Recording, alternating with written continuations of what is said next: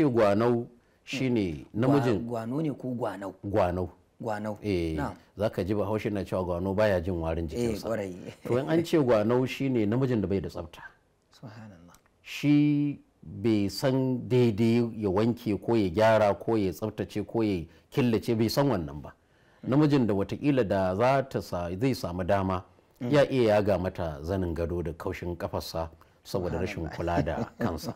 Namijin da watakila da za ta zo kusa da shi sai dai ta dake, amma tana yin magana amma warin bakinsa yana iya dukanta. Namijin da zai manta da ana iya amfani da turare. Namijin da zai manta da cewa ita ma halitta ce tana buƙatar kwalliya kamar yadda yake buƙatar kwalliya. Wannan shine gwano.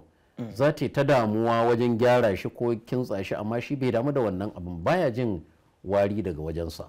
Wanda kuma asali a zamantakewa za mu kalli yadda manzon Allah sallallahu alaihi wa sallam a lokacin da ya gama mu'amala da mutane a waje zai shiga gida, farkon abin da yake fara yi shine aswaki.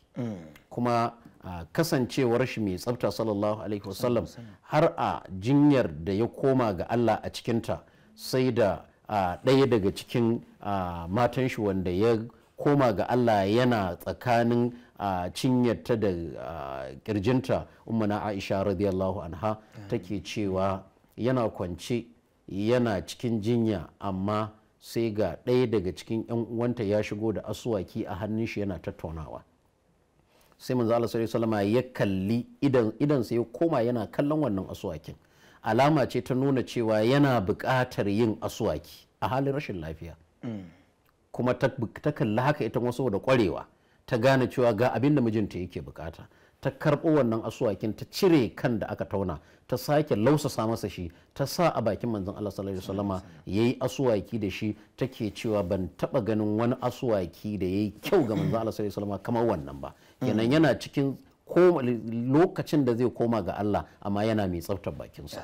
To kaga ya za a yi mace ta so namiji wanda yake gwanau, wanda baya son ko bai san warin jikinsa ba.